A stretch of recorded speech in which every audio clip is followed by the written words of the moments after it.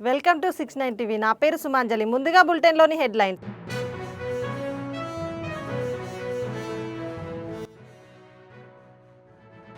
డప్పు మరియు డీజే సప్పుల మధ్య గ్రామ ప్రజలు వైభవంగా కొనసాగించిన అమ్మవారి ఊరేగింపు.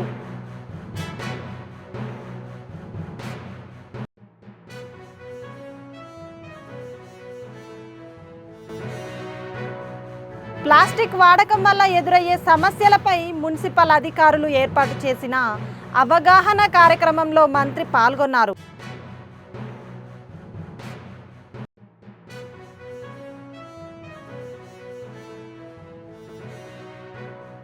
తిరుమల చిన్న వెంకన్న ఆలయాన్ని అమ్మవార్లను దర్శించి ప్రత్యేక పూజలు చేసిన కేంద్ర మంత్రి పెమ్మసాని చంద్రశేఖర్.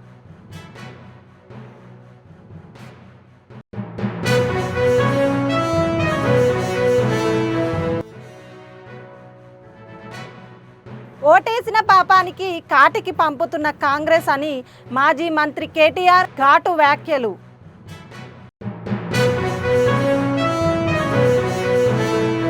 ఇక డీటెయిల్స్లోకి వెళ్తే, వికారాబాద్ ప్రాంతంలోని శివరాం నగర్ కాలనీలో ఘనంగా బోనాల పండుగ జరిగింది. భక్తులు భారీ సంఖ్యలో పాల్గొని అమ్మవారికి ప్రత్యేక పూజలు నైవేద్యాలు సమర్పించారు.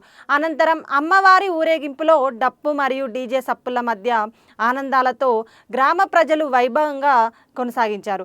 మహిళల సాంప్రదాయ బోనాలతో యువతులు చిన్నారులు ఉత్సాహంగా ఊరేగింపు చేశారు. ఈ కార్యక్రమానికి ముఖ్య అతిథిగా మాజీ ఎమ్మెల్యే మెతుకు ఆనంద్ హాజరై ఆయన మాట్లాడుతూ, బోనాల పండుగ మన తెలంగాణ సంస్కృతికి ప్రత్యేకం. ఆ అమ్మవారి ఆశీస్సులతో వికారాబాద్ ప్రజలు సుఖ సంతోషాలతో ఆరోగ్యంతో ఐక్యతతో ముందుకు సాగాలి. ఈసారి వర్షాలు బాగా కురవాలి, రైతులు పంటలతో ఆనందం పొందాలి అని ఆ అమ్మవారిని మొక్కుకున్నారు.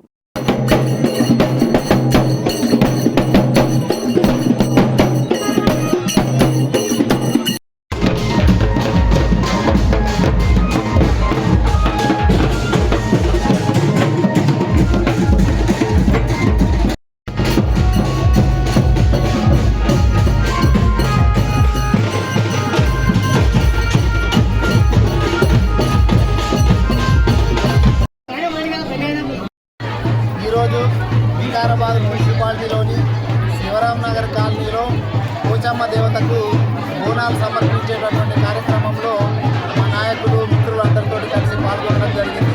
ఆ పోచమ్మ తల్లి వికారాబాద్ నియోజకవర్గాన్ని, వికారాబాద్ జిల్లాను సస్యశ్యామలంగా ఉండాలని చెప్పి, పంటలు కూడా మంచిగా పండాలని చెప్పి, వర్షాలు బాగా రావాలని చెప్పి, అందరు ఆయురారోగ్యాలతో ఉండాలని చెప్పి మమ్మల్ని దీవించాలని చెప్పి కోరుకోవడం.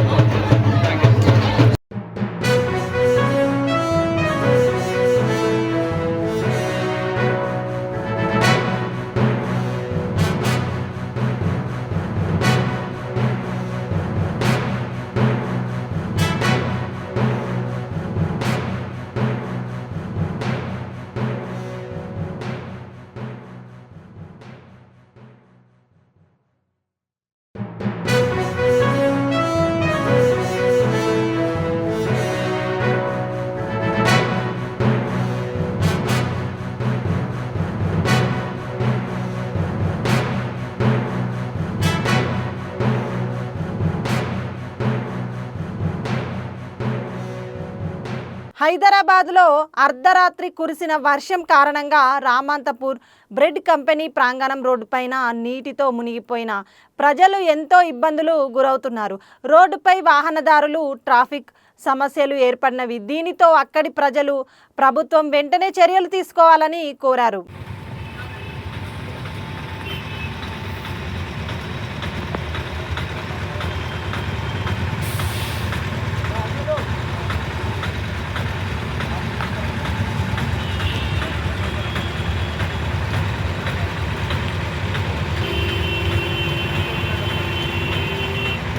సిద్దిపేట జిల్లా హుస్నాబాద్ పట్టణంలో ప్రజలతో కలిసి పొన్నం ప్రభాకర్ మార్నింగ్ వాక్ చేశారు. ప్రజా సమస్యలు అడిగి తెలుసుకొని పరిష్కారానికి అధికారులకు ఆదేశాలు ఇచ్చారు. ప్లాస్టిక్ వాడకం వల్ల ఎదురయ్యే సమస్యలపై మున్సిపల్ అధికారులు ఏర్పాటు చేసిన అవగాహన కార్యక్రమంలో మంత్రి పాల్గొన్నారు. పట్టణంలో ప్లాస్టిక్ వాడకాన్ని తగ్గించాలని గ్రామ స్టీల్ బ్యాంక్ పంపిణీ చేస్తున్నామని, పెళ్లిళ్ళు శుభకార్యాలకు సింగిల్ యూజ్ ప్లాస్టిక్ వాడవద్దని, స్టీల్ సామాగ్రి వాడాలని సూచించారు. హుస్నాబాద్ సుందరీకరణలో భాగంగా పొట్లపల్లి వెళ్లే దారిలో ఆరేపల్లి చౌరస్తా వద్ద త్రిశూలం వాటర్ ఫౌంటైన్ను ప్రారంభించారు. హుస్నాబాద్ ప్రభుత్వ ఆసుపత్రిని సందర్శించి చికిత్స పొందుతున్న రోగులను పరామర్శించి వైద్య సదుపాయాల గురించి అడిగి తెలుసుకున్నారు.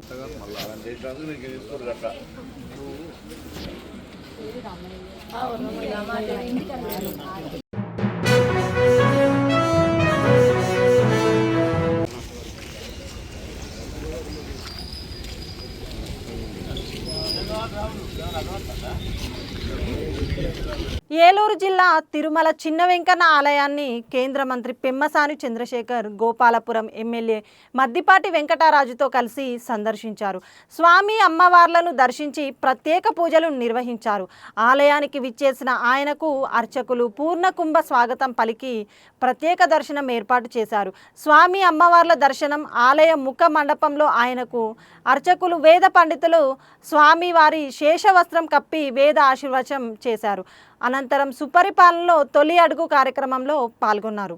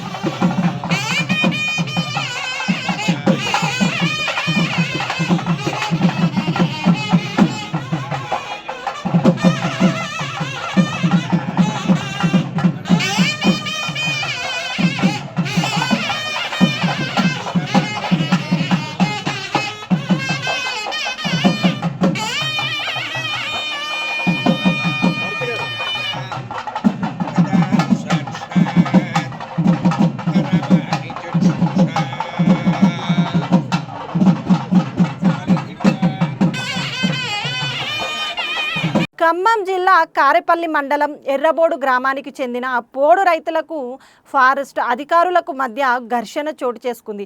ఈ గ్రామానికి చెందిన 60 మంది రైతులు హక్కు పత్రాలు ఉన్న పోడు భూమిని 2020 సంవత్సరంలో భూమిని ఫారెస్ట్ అధికారులు స్వాధీనం చేసుకొని ఈ భూమి స్థానంలో మరొక చోట ఇస్తామని హామీ ఇచ్చి రైతులు సాగు చేసుకుంటున్న భూమిలో మొక్కలు నాటడం ప్రారంభించారు. రైతులకు ఫారెస్ట్ అధికారులు మరొక చోట భూమి కేటాయించకపోవడంతో ఫారెస్ట్ అధికారులు రైతుల పోడు భూముల్లో నాటిన మొక్కలను తొలగించడం ఇరు వర్గాల మధ్య ఘర్షణ వాతావరణం కొనసాగుతుంది.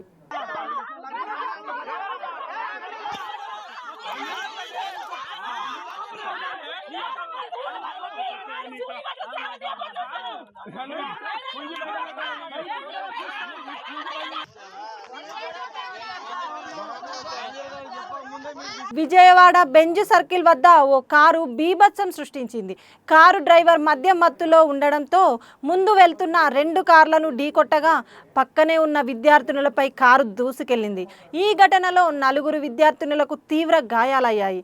మరికొందరు స్వల్పంగా గాయపడగా ఆ క్షతగాత్రులను ప్రభుత్వ ఆసుపత్రికి తరలించారు.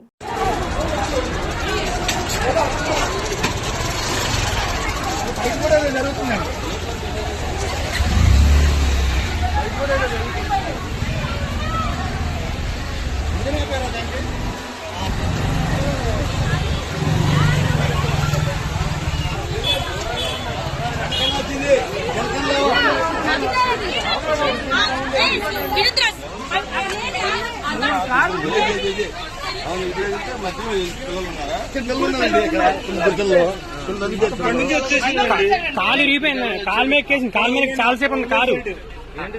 కార్ని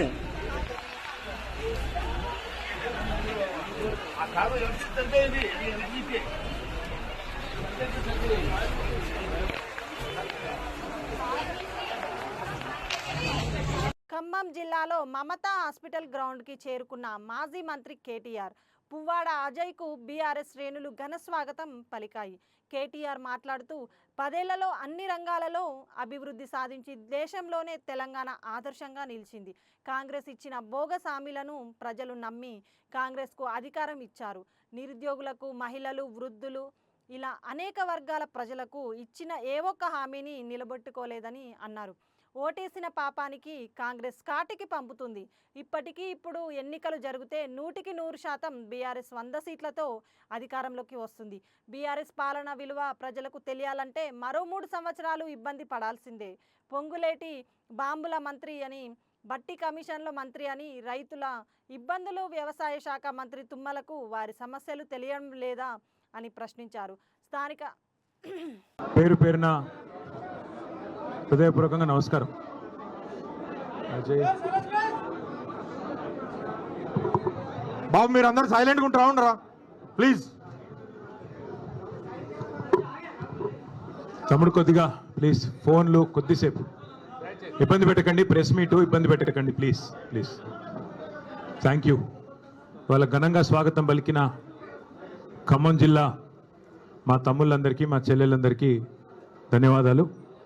మరి ఈరోజు పత్రికా సమావేశానికి హాజరైన పాత్రికేయ మిత్రులందరికీ కూడా హృదయపూర్వకంగా నమస్కారాలు.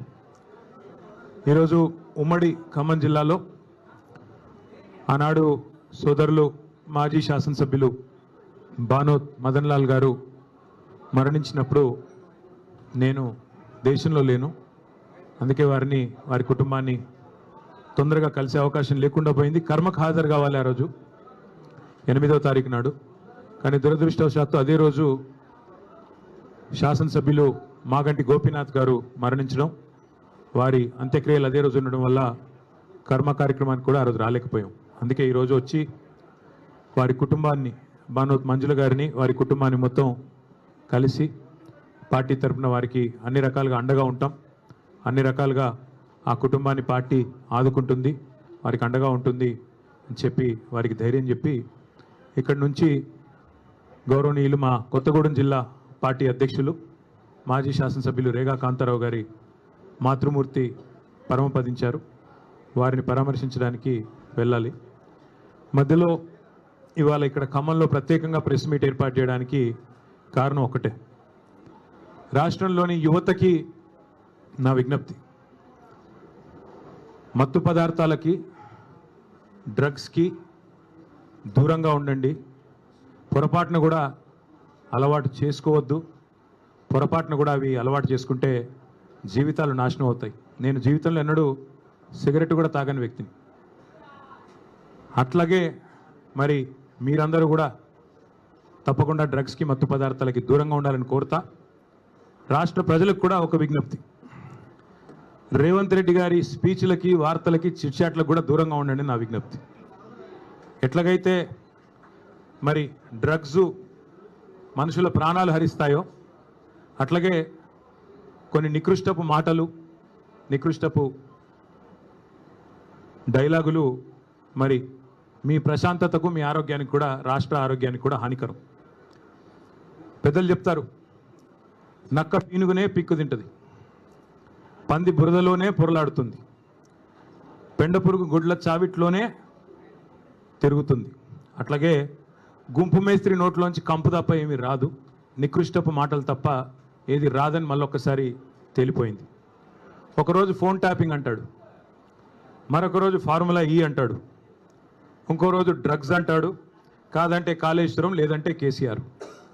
20 నెలల్లో ఈ నికృష్టుడి బతుకు, ఈ రాష్ట్ర ముఖ్యమంత్రిగా ఉన్న నికృష్టుడి బతుకు కేసీఆర్ జపం చేయడం, డైవర్షన్ టాక్టిక్స్ తప్ప, హెడ్లైన్ మేనేజ్మెంటు, డెడ్లైన్ మేనేజ్మెంట్ తప్ప చేసింది ఏంది? ఇప్పటి వరకు ఈ రాష్ట్రంలో ఏ వర్గానికి నువ్వు చేసింది ఏంది నేను అడుగుతా ఉన్నా. అందుకే పెద్దలు చెప్తారు, పంది ఎంత బలిసినా నంది కాదు.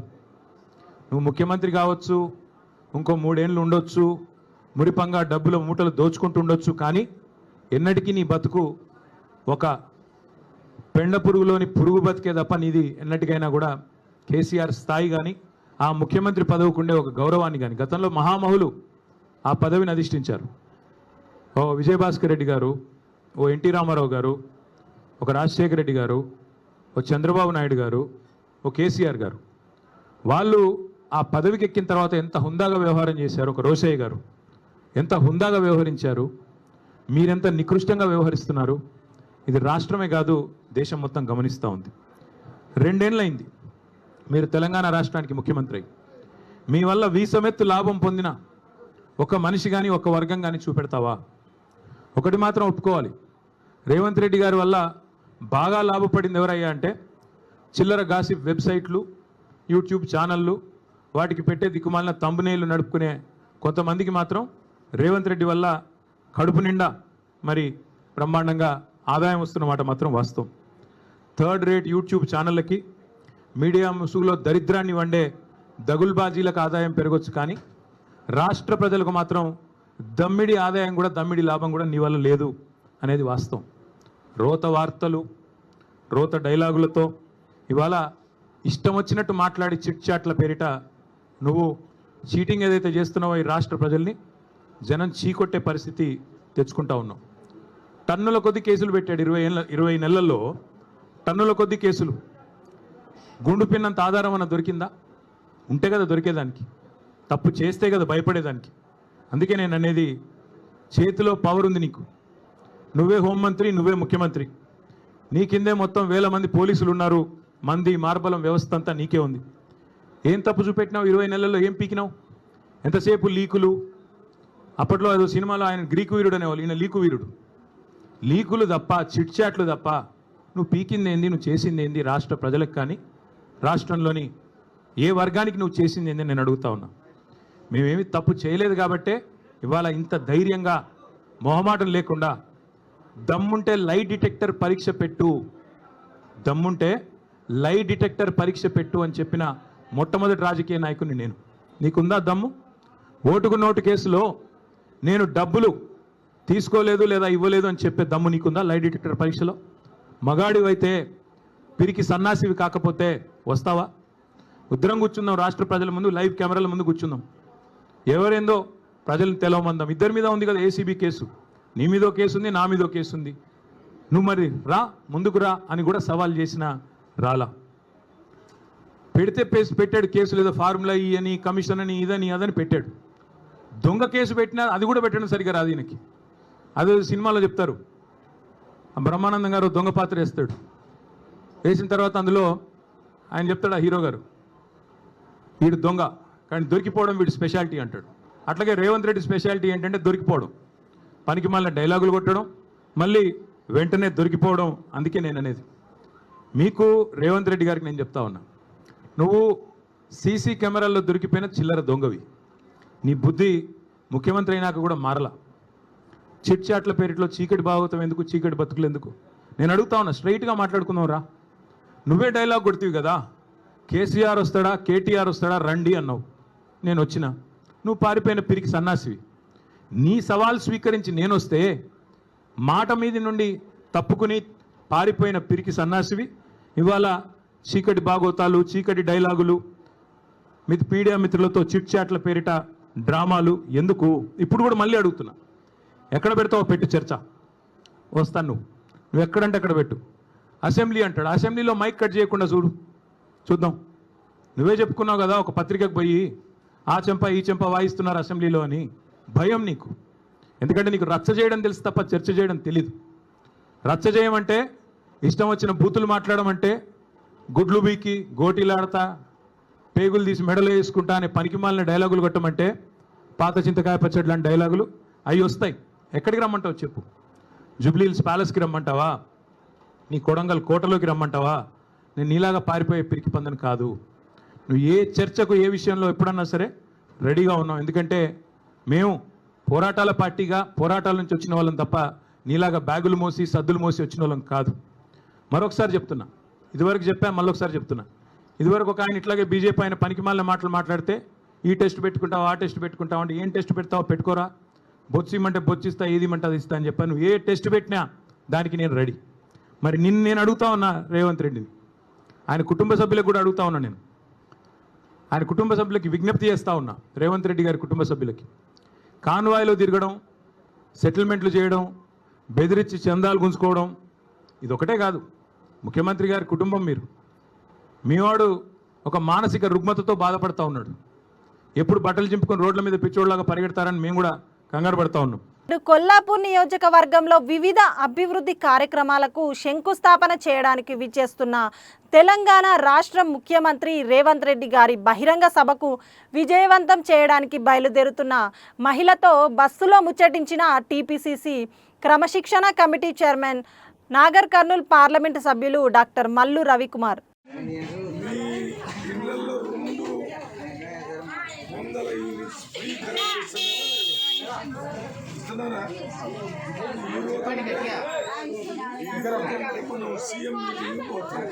ఫ్రీ కానీ రోజు బస్సులో ఫ్రీ కదా చేశారు. రేవంత్ రెడ్డి ముఖ్యమంత్రి అయిన తర్వాత ఆడవాళ్ళకి మాత్రం ఫ్రీ ఇస్తే ఎక్కడంటే అక్కడ పోయి అన్ని చూసేస్తారు. లేకపోతే మనం బయటికి పోయి ఆదా ఉంటే డబ్బులు ఉండాలి కదా, డబ్బు లేకుండా పోవచ్చు, డబ్బు లేకుండా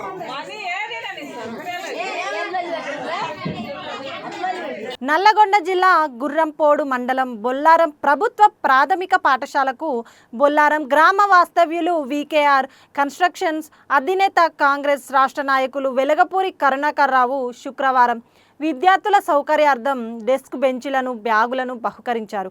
ఈ సందర్భంగా ఆయన మాట్లాడుతూ ప్రభుత్వ పాఠశాలల్లోనే విద్యార్థులకు నాణ్యమైన విద్య లభిస్తుందని, అలాంటి ప్రభుత్వ పాఠశాలను బలోపేతం చేయడానికి తన వంతు సహకారం ఎల్లప్పుడూ ఉంటుందని, బొల్లారం పాఠశాలకు కావలసిన ఇతర అవసరాలు కూడా తీర్చడానికి ఎల్లప్పుడూ ముందుంటానని, విద్యార్థుల సౌకర్యార్థం త్వరలోనే కంప్యూటర్ కూడా బహుకరిస్తానని తెలియజేశారు.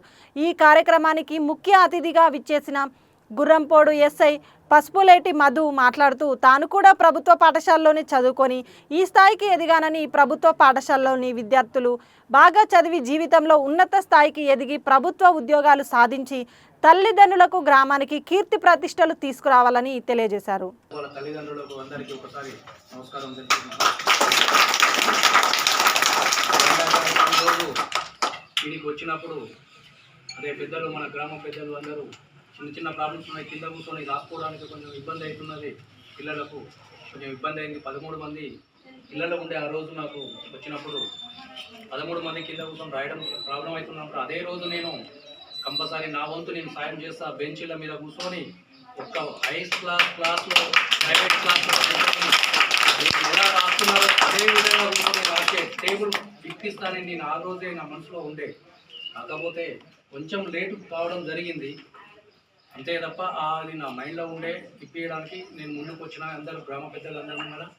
అప్పుడు మళ్ళీ ఒక బ్యాగ్స్ కట్టెల బావులలో చిన్న చిన్న కవర్లలో పెట్టుకొని మీరు రావడం చూసినప్పుడు ఒక బ్యాగ్ ఇవ్వడం మంచిది ఇప్పించాలనేది ఒక ఆలోచనతోటి బ్యాగులో ఒకటి ఇప్పడం జరిగింది. ఇంకొకటి ఉంది, నాకు గుర్తు ఉన్నది ఏంటంటే మీకు షూ ఇప్పిస్తా అని చెప్పడం జరిగింది. అది గుర్తు రాలేదు.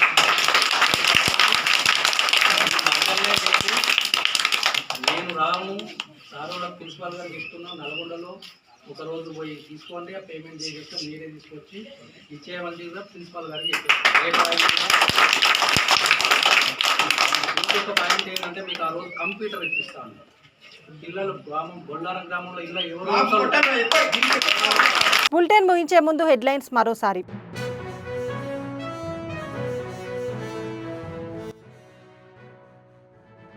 డప్పు మరియు డీజే సప్పుల మధ్య గ్రామ ప్రజలు వైభవంగా కొనసాగించిన అమ్మవారి ఊరేగింపు.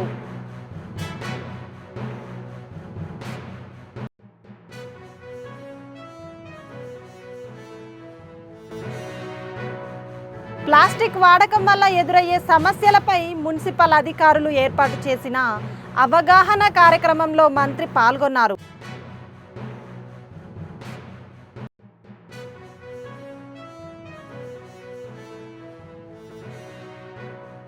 తిరుమల చిన్న వెంకన్న ఆలయాన్ని అమ్మవార్లను దర్శించి ప్రత్యేక పూజలు చేసిన కేంద్ర మంత్రి పెమ్మసాని చంద్రశేఖర్.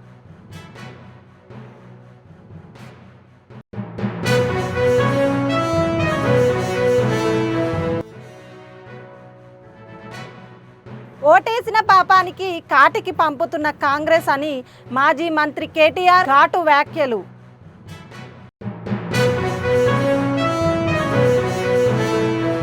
బులెటిన్ విశేషాలు. మరిన్ని అప్డేట్స్ కోసం చూస్తూనే ఉండండి 69 టీవీ తెలుగు న్యూస్.